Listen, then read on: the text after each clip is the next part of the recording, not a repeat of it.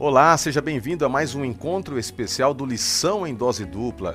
Que bom estarmos juntos, eu fico muito feliz em saber que você está aí na sua casa participando, ou quem sabe num outro ambiente, assistindo pelo celular, assistindo pela televisão, pelo YouTube ou pelo Facebook. O importante é estarmos juntos e se você está pela primeira vez, receba o nosso abraço, o nosso reconhecimento de gratidão por estar fazendo parte agora de uma grande família que se reúne há muito tempo aqui, já uma história construída do Lição em Dose Dupla.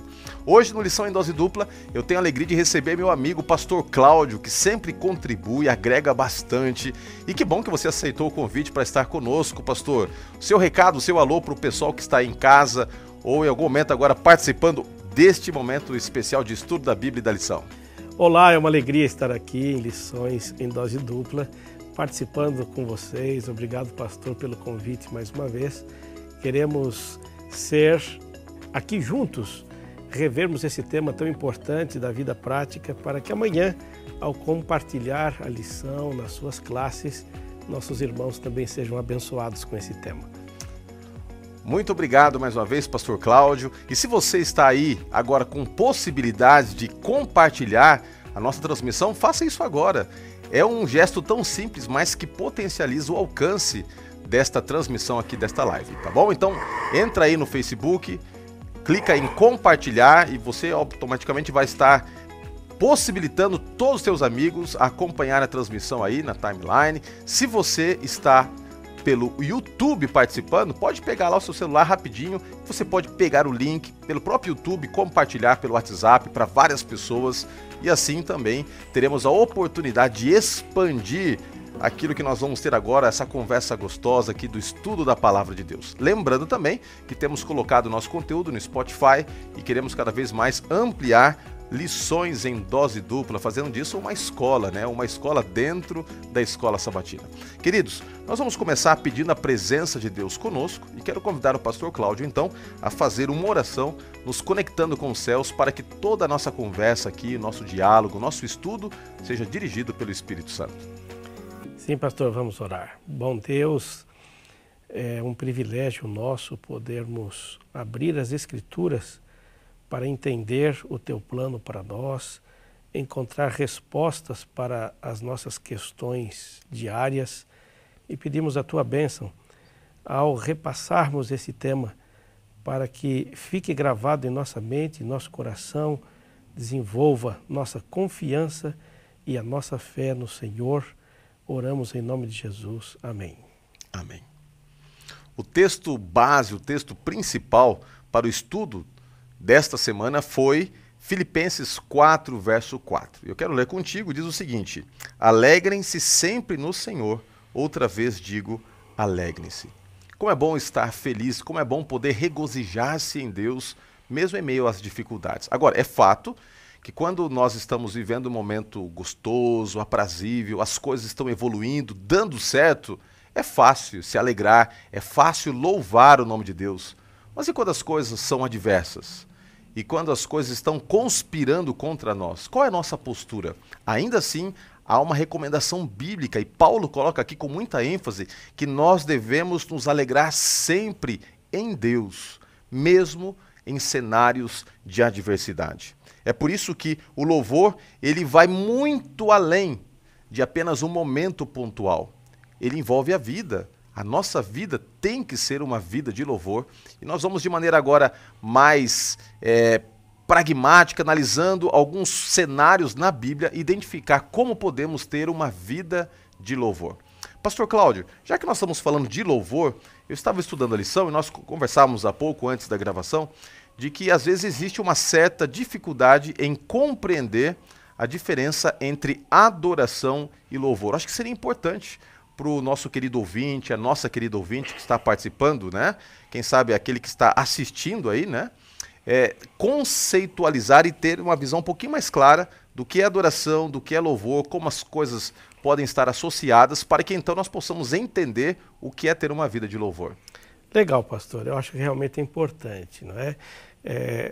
Para muita gente, eles acabam meio que sendo sinônimos, louvar e adorar. A conceituação, embora tenha semelhança, há um conceito diferente, porque adorar significa prestar culto. Adorar tem a ver com venerar, prestar culto a uma divindade. Você só adora a um ser reconhecidamente superior a você mesmo, não é? Então, uma expressão de submissão, uma expressão de reconhecimento, de soberania, isso é adoração. Tem relação com culto, com prestar uma adoração, um culto a alguém. Já o louvor, ele pode se fazer presente ou fazer parte da adoração, mas não necessariamente significa que seja adoração. Numa conceituação de louvor, a palavra significaria admirar, falar bem, elogiar, engrandecer. Então, a adoração tem mais a ver com quem o ser adorado é. O louvor tem maior relação com o que esse ser significa para você. Então, esse significado será diferente para diferentes culturas, diferentes faixas etárias, diferentes maneiras de entender esta divindade.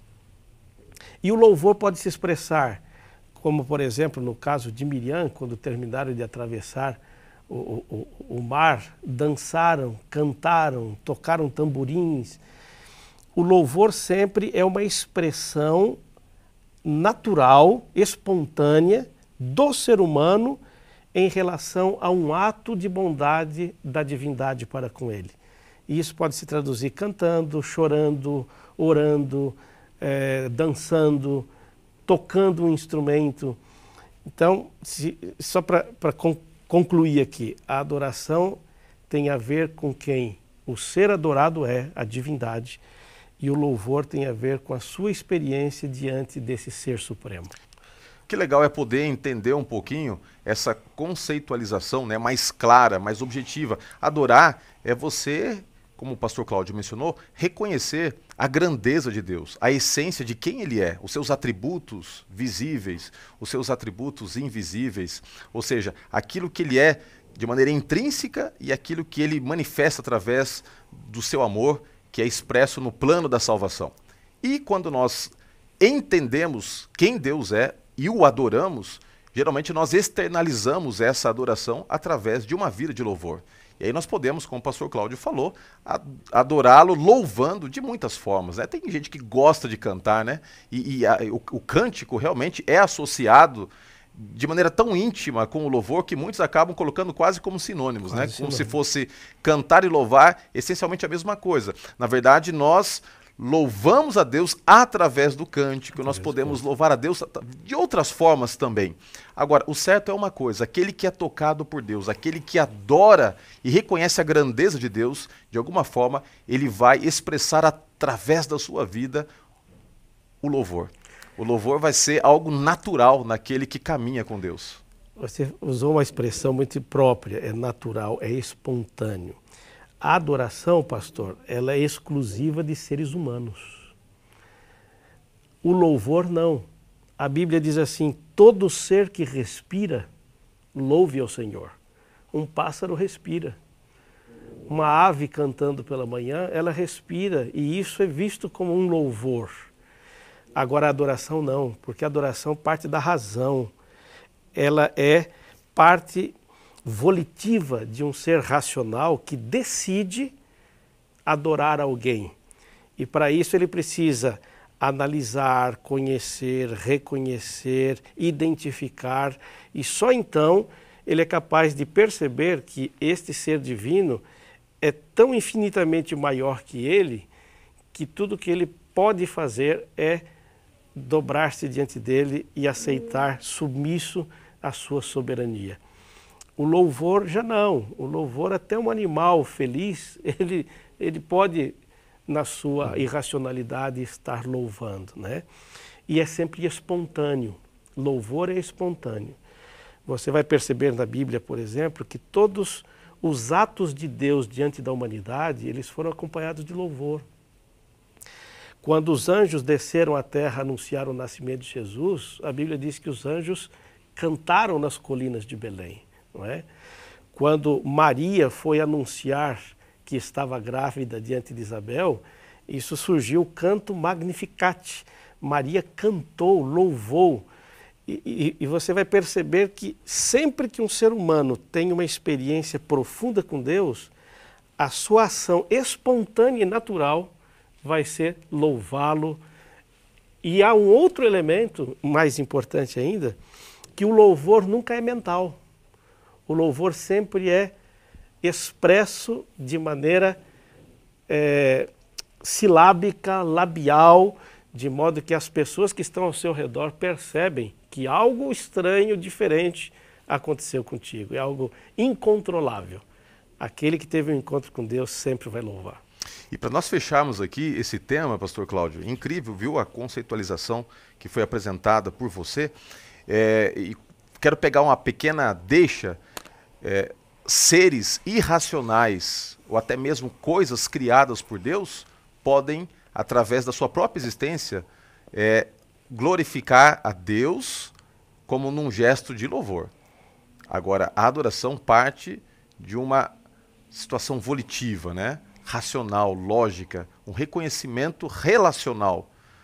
E aí eu me lembro, pastor Cláudio, de Salmos, capítulo 19. Os céus proclamam a glória de Deus. O firmamento anuncia as obras das suas mãos. Ou seja, a própria estrutura, a complexidade do universo já é um louvor por si mesmo, né? O átomo, ou até mesmo a grandeza de uma galáxia, ecoa isso tudo, a grandeza da criação, ecoa como um grande gesto de louvor ao Deus Criador. E quando Deus exterminar, eliminar de uma vez por todas o pecado e nos proporcionar uma nova história, nós poderemos entender que nós teremos nesse ato específico da recriação um gesto de eterno louvor. Ellen White, no livro Grande Conflito, na página 679, diz o seguinte: esta grande escritora cristã e para nós, adventistas, voz profética, ela diz assim: o grande conflito terminou. Pecado e pecadores não mais existem. O universo inteiro está purificado. Uma única palpitação de harmonia e júbilo vibra por toda a vasta criação. Daquele que tudo criou emanam luz, vida, alegria por todos os domínios do espaço infinito. Desde o minúsculo átomo até o maior dos mundos, todas as coisas, animadas e inanimadas, em sua serena beleza e perfeito gozo, declaram que Deus é amor. As coisas animadas, inanimadas, declaram, através da sua própria existência, num gesto de louvor, que Deus é amor. Que coisa linda. Agora, este amor, ele é apresentado no contexto aqui da Bíblia como sendo algo essencial para a vida do cristão. Paulo estava preso em Roma. Momento muito difícil. Ele foi preso e, posteriormente, ele morre, né? Paulo teve 2 momentos de prisão ali em Roma. O primeiro momento, em que ele meio que tem quase que uma prisão domiciliar. Depois a situação se complica e tem um segundo momento de prisão que vai culminar com a sua decapitação, a sua morte. E pouco antes de morrer, ele se lembra de algumas igrejas e ele escreve algumas cartas para estas igrejas, que são chamadas de cartas da prisão.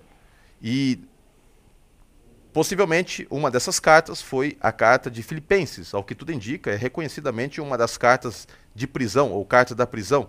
E ali em Filipenses capítulo 4, que é o verso áureo, do verso 4 até o verso 7, eu não sei se você tem fácil aí, pastor, para ler para nós, Filipenses capítulo 4, do verso 4 até o verso 7, é sempre bom a sua participação, aí você poderia ler para nós então aí, Filipenses capítulo 4, do verso 4 até o verso 7. Olha que coisa linda que Paulo escreveu quando estava preso, né, sofrendo, já antevendo a sua morte.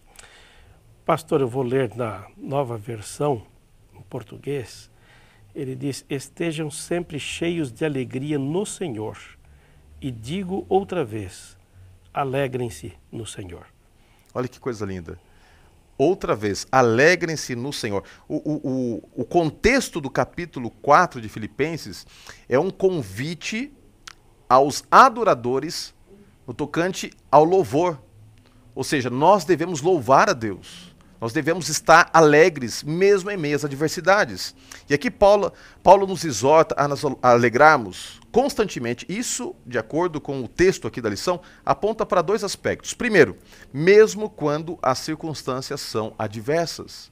Nós temos que olhar para um mundo que muitas vezes está além das barreiras naturais e lógicas, e ao contemplarmos o sobrenatural, ao entendermos que existe um Deus ao nosso lado que cuida de nós, mesmo quando tudo está adverso, ainda assim nós devemos louvar o nome do Senhor. E talvez também esta exortação paulina seja um convite para que nós adoremos mesmo quando nós não temos vontade.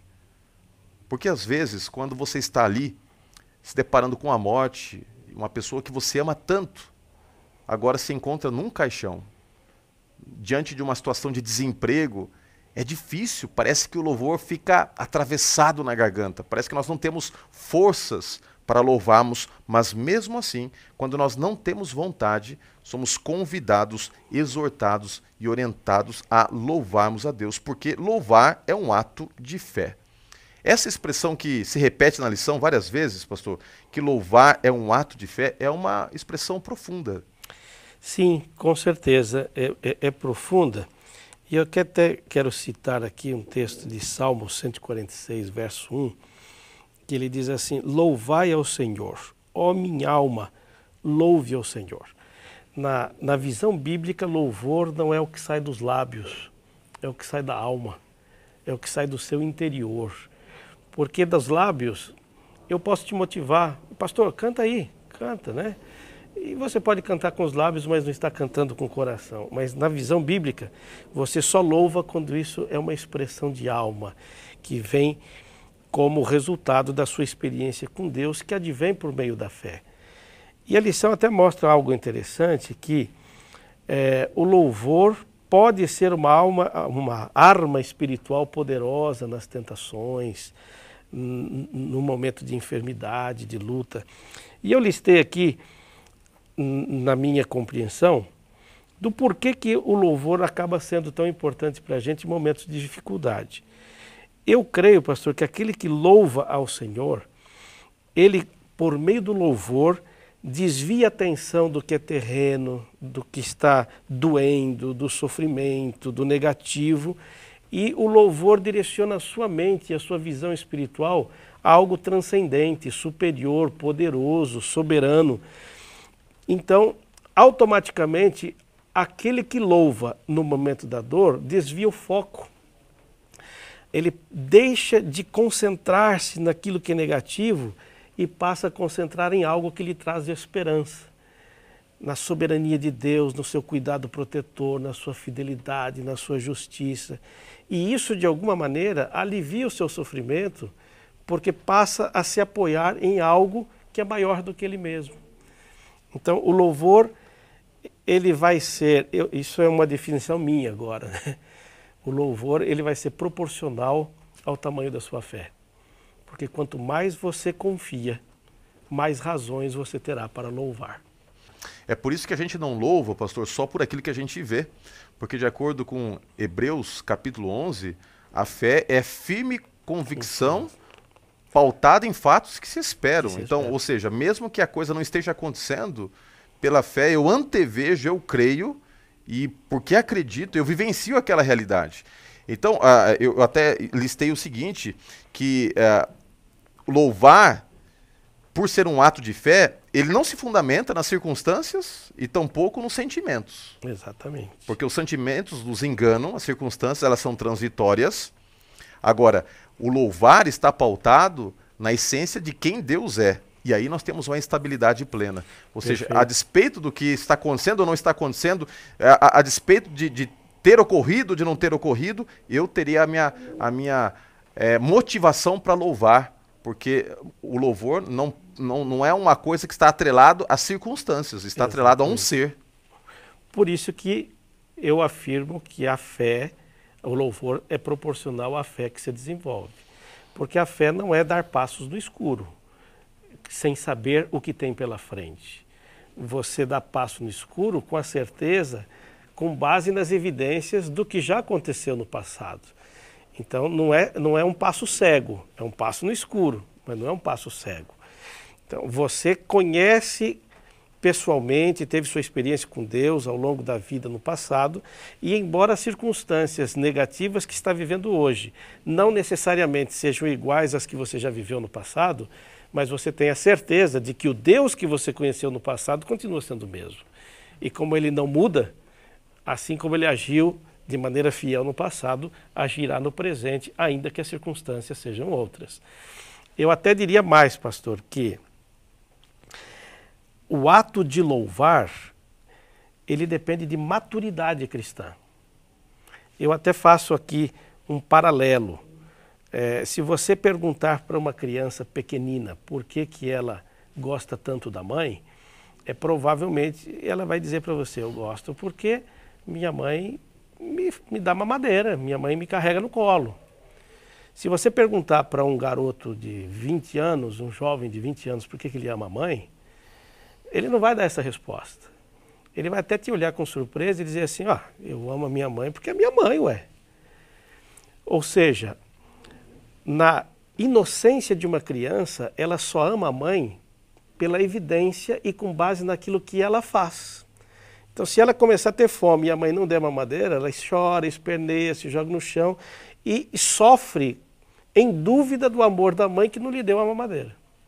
Um jovem de 20 anos já passou essa fase. Ele vai te responder, eu amo minha mãe porque ela é minha mãe. Ou seja, do que ela faz, isso transita para aquilo que ela é. Ela é, exatamente. É aí que chega o ponto da maturidade cristã, quando um cristão for capaz de louvar a Deus, independente do que ele faz ou deixa de fazer, mas por aquilo que ele é.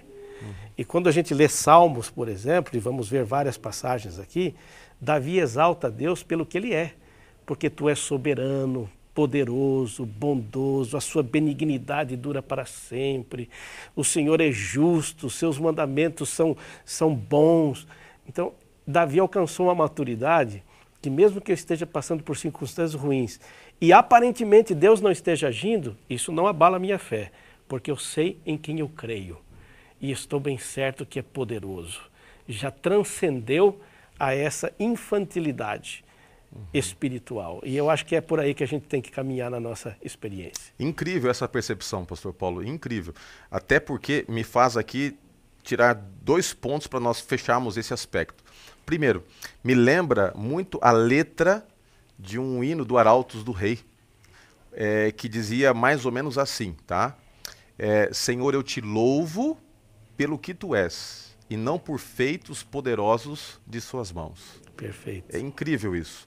Isso me faz entender também que não é apenas uma possibilidade que a Bíblia apresenta, mas é algo vivenciado e realmente contemplado por muitos de nós.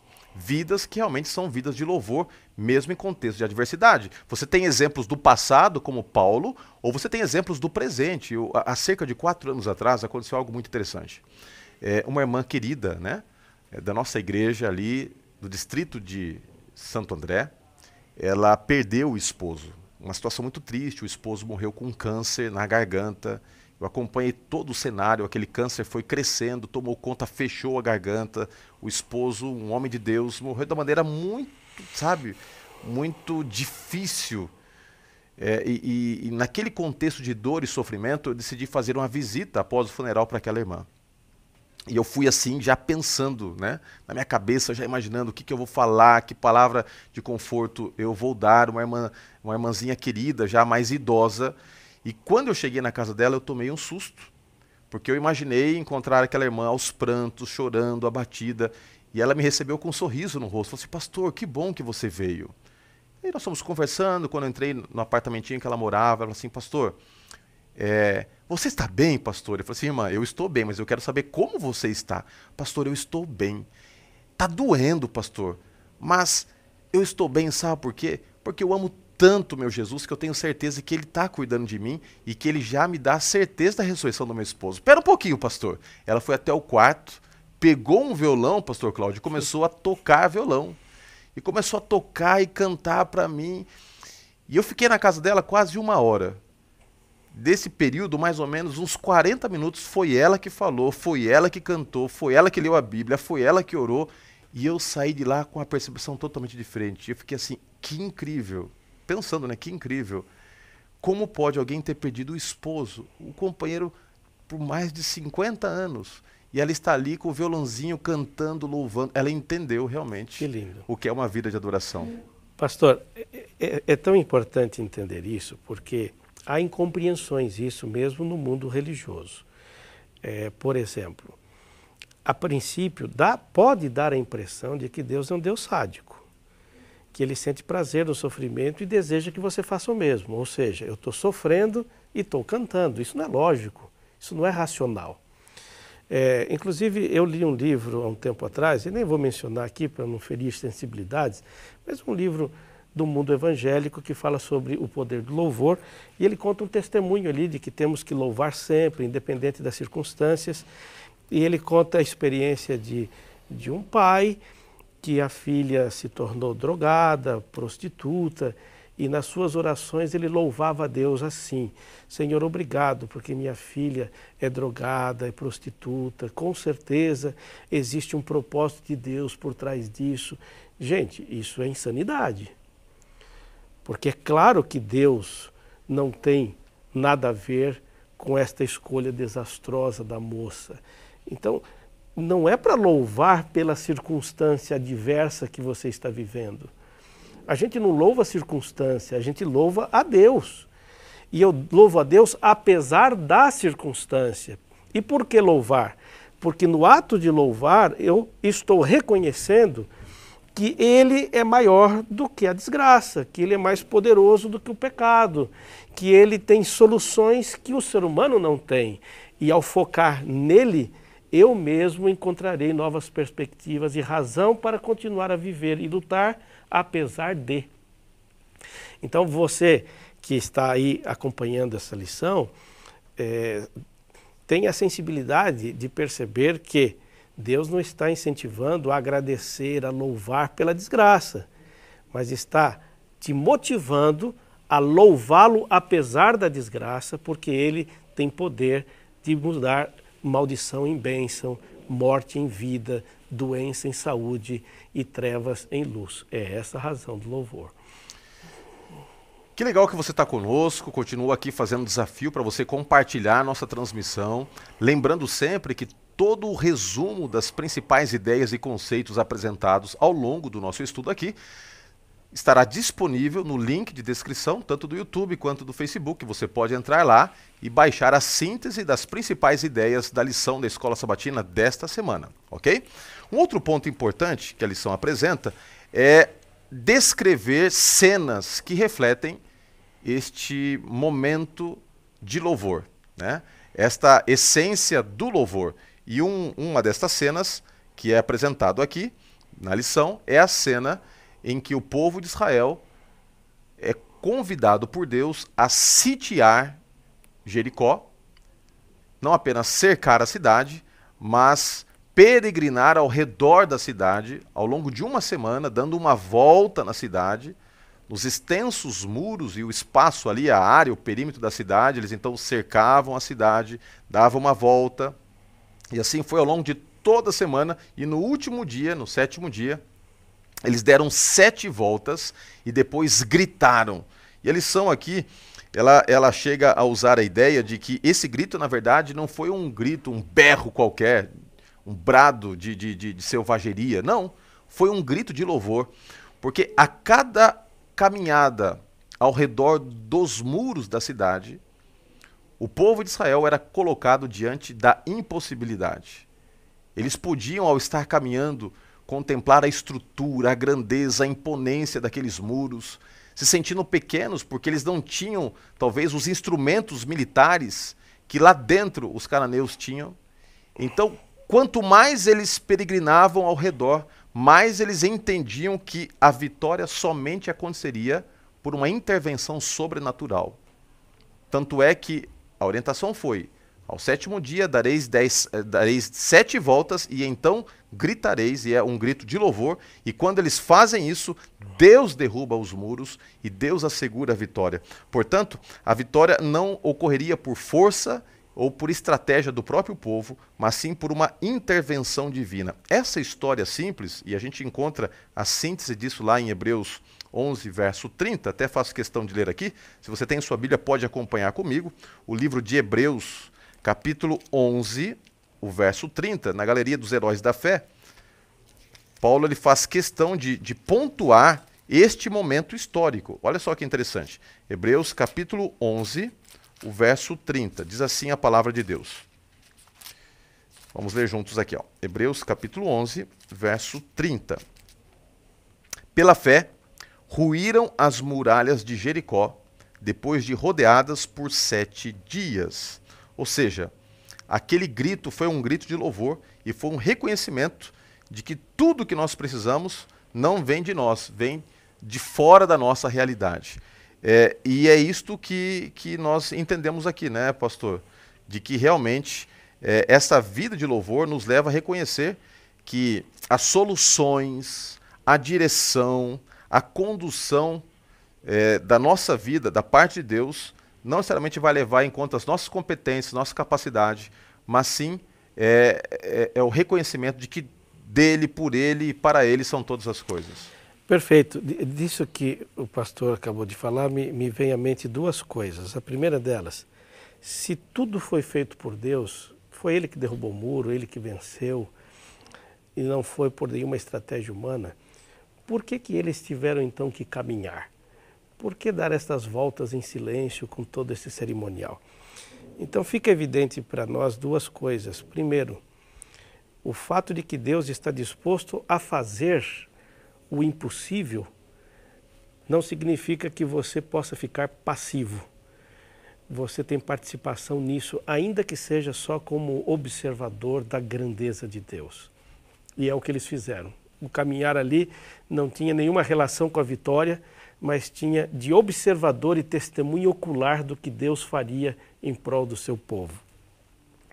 E a gente se lembra que nas histórias bíblicas, e isso era parte da cultura, sempre que havia guerra entre dois povos, o vencedor tomava todos os bens da cidade vencida como parte do despojo. Era propriedade dele a partir de agora, como se fosse uma indenização que ele como soldado recebesse por ter se arriscado numa guerra. No caso de Jerusalém, quando derrubaram os muros, veio uma ordem de Deus. Tudo o que tiver de bens e de valores nessa cidade, ela não pode ser tomada pelos soldados. Elas serão recolhidas e levadas para o tesouro do Senhor. Por que esta atitude de Deus em não permitir que os guerreiros tomassem o despojo? Bom, na minha interpretação, Deus estava com isto deixando claro ao povo, se o despojo pertence ao guerreiro, qual foi a participação do povo nesta guerra? Nenhuma. A vitória, o êxito, a estratégia foi de Deus. Então, ao não permitir que tomassem do despojo, Deus estava dando uma lembrança para eles. Vocês não são as pessoas que deram resultado positivo nessa guerra. Vocês observaram. Então, o tesouro do despojo foi levado para o templo do Senhor. Cada vez que entrassem no templo e vissem aquele despojo, se lembrariam. Isso não se deveu a que nós fizemos, mas ao que Deus fez. E eu acho, pastor, que todos nós deveríamos criar também ícones na vida para nos lembrar dessas vitórias do Senhor, para nos lembrar coisas que ocorreram que não se deveu à nossa experiência, à nossa eficácia, mas aos atos maravilhosos de Deus na nossa vida. E esse tipo de situação evita que a gente se exalte a si mesmo e tenha razões de sempre louvar ao Senhor. Teríamos que criar monumentos na vida de lembrança perpétua da ação de Deus. E sabe que uma das coisas, já que você está falando disso, pastor, eu me lembrei de uma coisa aqui. Às vezes, em alguns momentos em que Deus se manifesta e age na nossa vida, e é uma situação realmente visível, a gente poderia registrar, né? Registrar. Tirar uma foto, alguma coisa, sabe? Eu me lembro de uma situação, bom, não tenho tempo agora para historiar aqui o fato, mas uma situação em que eu tirei uma foto de um milagre que Deus fez. E vez por outra eu dou uma olhadinha naquela foto. Eu me lembro, parafraseando, né, o pensamento que é usado por Ellen White, né, de que nada temos a temer quanto ao futuro, a menos que nos esqueçamos a maneira maravilhosa como Deus, né, nos conduziu no passado. Né? Então, é impressionante a gente, às vezes, parar para pensar e analisar o que o Senhor tem feito em nós, na nossa vida. E talvez seja por isso que um dos próximos itens aqui da lição seja uma análise um pouquinho mais profunda do Salmo 145. É óbvio que o tempo vai apertando, né? E a gente tem aqui tempo para começar a nossa conversa, tempo para terminar, mas eu queria ler um pouquinho aqui desse salmo, porque é um salmo incrível. E Davi escreveu o seguinte: Exaltar-te-ei, ó Deus, meu e rei, bendirei o teu nome para todo sempre, todos os dias te bendirei e louvarei o teu nome para todo sempre. Grande é o Senhor e muito digno de ser louvado, a sua grandeza é insondável. Uma geração louvará a outra geração as tuas obras e anunciará os teus poderosos feitos. Meditarei no glorioso esplendor da tua majestade e nas tuas maravilhas. E ele continua aqui descrevendo, é um salmo de exaltação, de louvor, de adoração. E Spurgeon, analisando o contexto deste salmo, ele acaba estabelecendo aqui 3 coisas que refletem a nossa adoração, ou que deveriam ser a base da nossa adoração e nos conduzir ao louvor. Primeiro, nós louvamos quando olhamos ao nosso redor. E aqui o termo-chave é contemplação. Sabe? Então a gente é induzido, impulsionado, quando de maneira sincera estamos conectados com o Senhor, a louvá-lo, quando paramos para olhar. Né? Às vezes, o próprio fato de você olhar para as suas mãos. Sabe, outro dia eu peguei assim a câmera do meu celular e eu tirei uma foto bem de perto, pastor Cláudio, e eu pude ver a complexidade do tecido, né? Do tecido da derme, né? Como é impressionante, você olha a complexidade, é incrível, os poros, é impressionante. Você olha para o seu corpo, quando você contempla, e aí entra, né, o Salmo 19, quando contempla os céus, quando a gente para olhar, nós somos induzidos a louvar. O segundo aspecto, quando nós louvamos ao nos lembrar do que vimos. E aí vem um pouquinho, né, do souvenir da fé. A gente deveria ter esse souvenir da fé. Lembranças. A gente é conduzido aqui a refletir, a lembrar, a ponderar, a pensar em coisas que Deus já fez no passado. Um livramento, um milagre que Ele operou na vida de alguém que você ama, uma oportunidade de emprego que você sabe que foi uma intervenção direta de Deus. Como é gostoso quando a gente para pensar no que Ele já fez. Porque quando a gente para pensar no que Ele já fez, nós temos segurança para entender que Ele está fazendo e que Ele fará muitas coisas ainda por nós. E o terceiro aspecto que Spurgeon coloca é que nós louvamos quando apresentamos nossos motivos para exaltar o Senhor, ou seja, a adoração, especialmente o louvor, envolve a proclamação. Spurgeon ele vai até além e ele diz que o louvor nunca deveria acontecer no silêncio. A adoração ela pode ser no silêncio, né? Um ato introspectivo, de reflexão, mas o louvor é quando você explode isso de alguma forma, né? Através de uma manifestação pessoal, reconhecendo a grandeza desse Deus. Ou seja, contemplando, lembrando e proclamando. Interessante, você falou de souvenir da fé, parece uma coisa até mística, mas você percebe que na Bíblia existiam souvenirs da fé. Quando eles atravessaram o Mar Vermelho, tiraram 12 pedras e fizeram um montão fora, ao lado do mar, e ainda perguntaram, para quê? E Deus respondeu, para que no futuro, quando seus filhos perguntem, vocês tenham aqui um testemunho de que vocês atravessaram o mar. Eu conheci... No Rio Jordão temos essa situação também. Também. E deveríamos criar isso. Eu conheci uma pessoa que ela foi salva de uma maneira milagrosa, de uma doença, foi curada, e ela festejava, fazia uma festa de aniversário na data em que ela saiu do hospital, mas não era uma festa em comemoração a ela, era uma festa para lembrar-se, ela e a família, que foi nessa data que Deus havia libertado da enfermidade e da morte. Que coisa interessante, deveríamos criar monumentos para lembrar a família, inclusive, não é? Olha, foi na data X que aconteceu isso, vamos fazer aqui um culto de louvor, de gratidão a Deus, seria bem interessante. Eu gostei da ideia, do souvenir da fé. Queridos, nós estamos já quase no finalzinho do nosso estudo E agora o penúltimo ponto que nós vamos abordar é justamente o fato de que quando a gente louva, a gente está testemunhando. E o testemunho, ele convence, ele transforma. E a Bíblia traz aqui uma história, mais uma vez, envolvendo o apóstolo Paulo.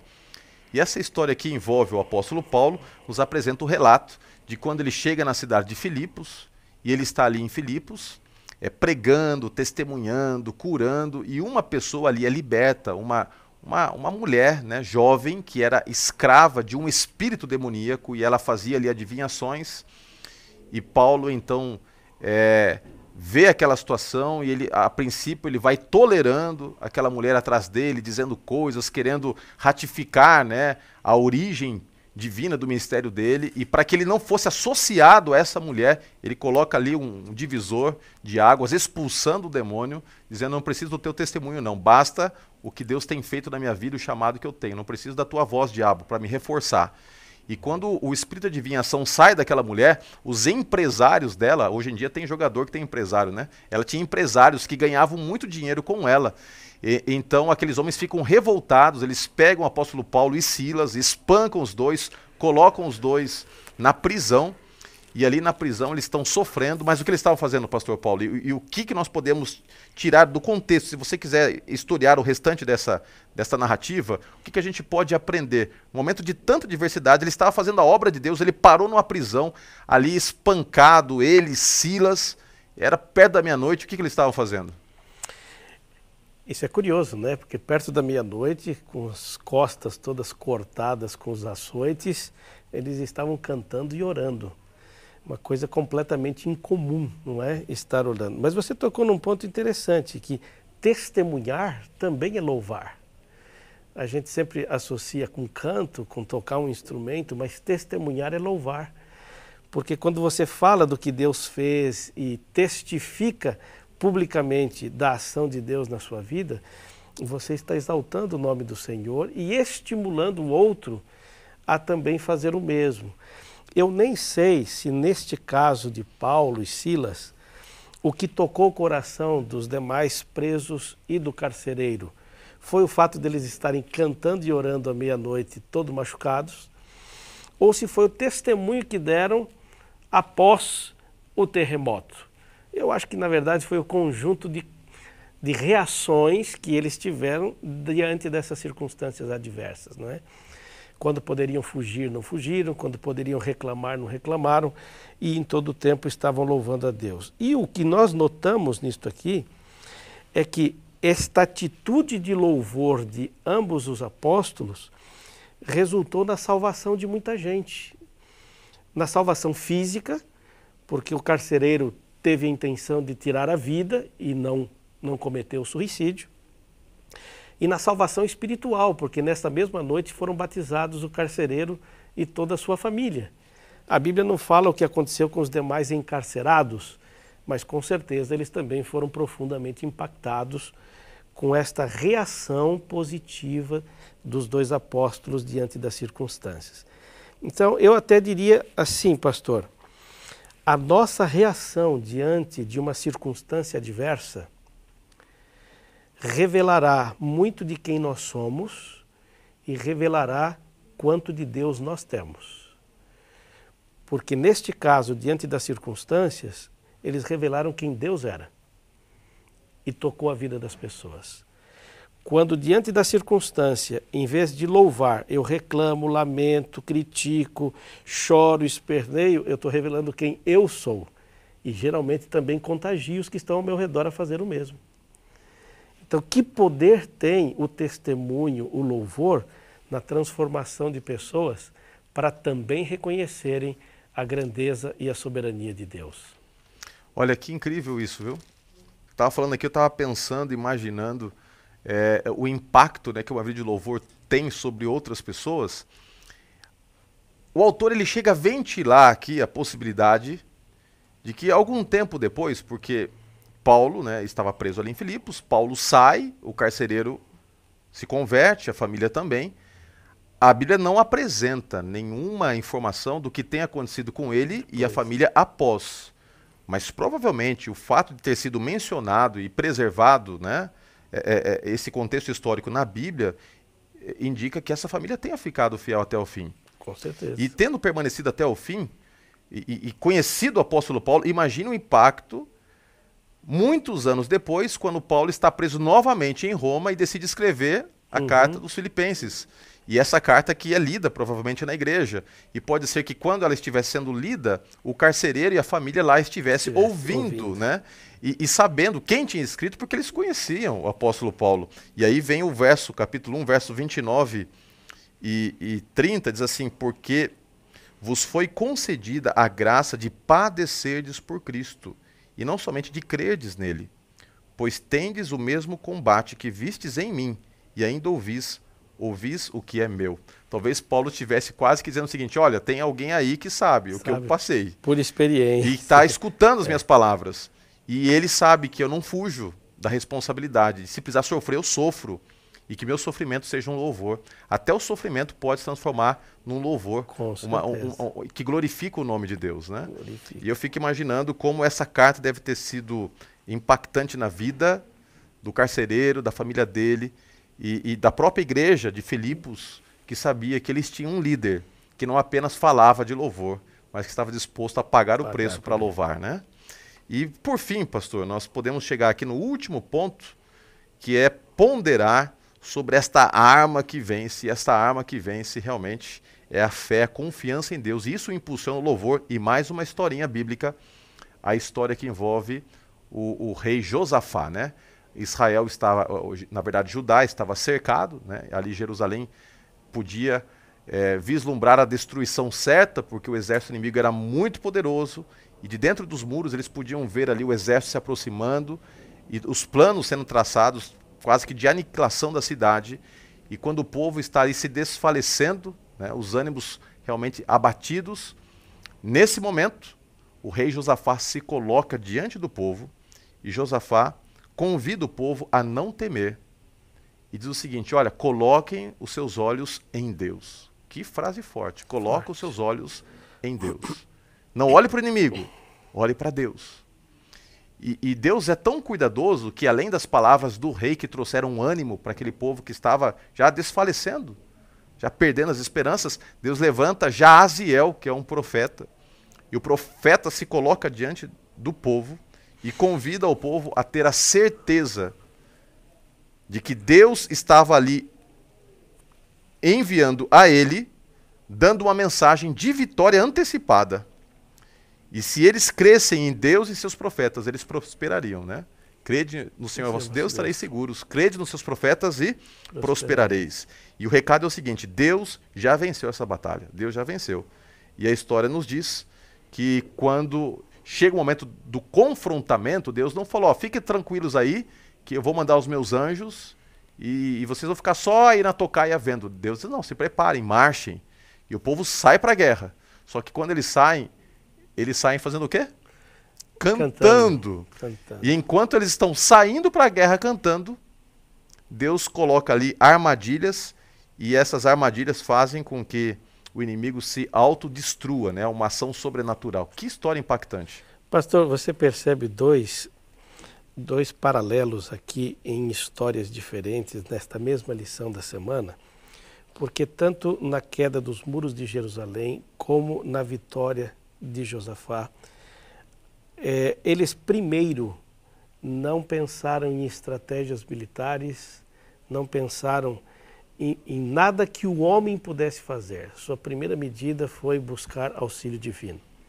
Segundo, que nas duas situações, os sacerdotes levitas foram à frente.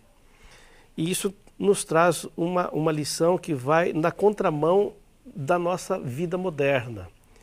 Na vida moderna, nós fazemos tudo o que podemos e oramos pedindo a Deus para nos ajudar a completar o que nós não somos capazes de fazer.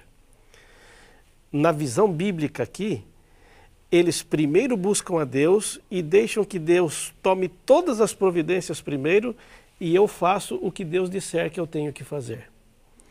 Você vê que na sociedade bíblica deste tempo e na nossa, há uma inversão de valores. Eu faço tudo e peço que Deus me ajude. Eles punham Deus à frente de tudo e fica submisso esperando que Deus diga o que eles devem fazer. E na grande maioria das vezes eles nunca precisaram fazer a parte mais difícil, porque Deus já tinha feito e eles ficavam apenas como testemunhas. Eu imagino que se nós conseguíssemos resgatar isso em nossa vida, nossa experiência religiosa, muita coisa mudaria em nossa experiência, inclusive nos nossos cultos. Eu tenho a impressão que as nossas reuniões congregacionais deveriam ser momentos de louvor e testemunho. Deus foi à nossa frente ao longo da semana vencendo as batalhas, e no sábado eu me reúno para, juntamente com meus irmãos, testificar do que Deus já fez e louvá-lo pela sua grandeza. Há uma grande lição por trás dessas atitudes desses dois homens, não é? E o terceiro é que, mesmo sabendo que Deus tomaria todas as medidas, nenhum deles ficou de braço cruzado esperando o milagre acontecer. Apesar de saber que Deus estava à frente e que poderia vencer a batalha, Josafá, depois de orar, organizou seu exército, organizou como se fosse necessário batalhar e saiu para a batalha, esperando que Deus fosse indicar. E, para surpresa deles, Deus já tinha feito tudo o que era necessário para a vitória do seu povo. Fica a dica para a gente não entrar nesta onda moderna de simplesmente pedir ajuda a Deus. Inclusive, eu me lembro de uma pequena música que a gente costumava cantar na minha época de adolescente, que dizia assim: Deus completa o incompleto que há em mim. Eu nunca engoli direito essa letra, porque na verdade dá a impressão de que eu já tenho muita coisa boa e Deus só vai completar o que está faltando. Mas biblicamente não há bem algum dentro de nenhum de nós, não há nenhum ato de bondade, de justiça ou de poder que nós possamos fazer. Tiago é claro em dizer: toda boa dádiva, todo dom perfeito, e eu acrescento, e toda vitória, ela é feita em nome de Jesus e pelo poder de Deus. E isso a gente tem que resgatar na nossa experiência religiosa. Como é gostoso estudar a Bíblia, né? Como é fascinante encontrar na palavra de Deus a força que a gente precisa para viver uma vida, um estilo de vida que é totalmente envolvido pela fé. E se nós vivemos pela fé, aquilo que nos alimenta é a palavra de Deus. Eu quero desafiar você a continuar firme nesse propósito de sempre estudar a Bíblia, sempre estudar a lição, e especialmente você que é diretor da Escola Sabatina, você que é professor da Escola Sabatina, seja na ápice ou em outra parte do Brasil ou do mundo, não se esqueça da sua responsabilidade também de ser um instrumento nas mãos de Deus para motivar as pessoas a estudarem a palavra de Deus e, como uma referência, conduzi-las nesse processo. Nós estudamos hoje sobre a importância de louvarmos a Deus e termos uma vida de louvor. E eu espero que a sua vida e minha vida seja também uma vida de louvor. Que as circunstâncias não determinem o tipo de louvor ou até mesmo se seremos ou não adoradores sinceros e verdadeiros.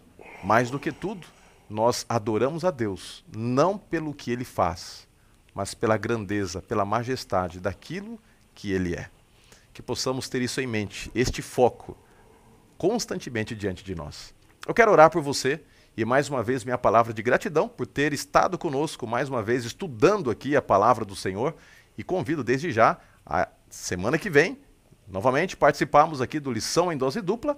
E se você quer ter a síntese das principais ideias, entra aí no link da descrição do vídeo e baixe, e quem sabe pode compartilhar também com outros professores, amigos, estudantes da palavra de Deus.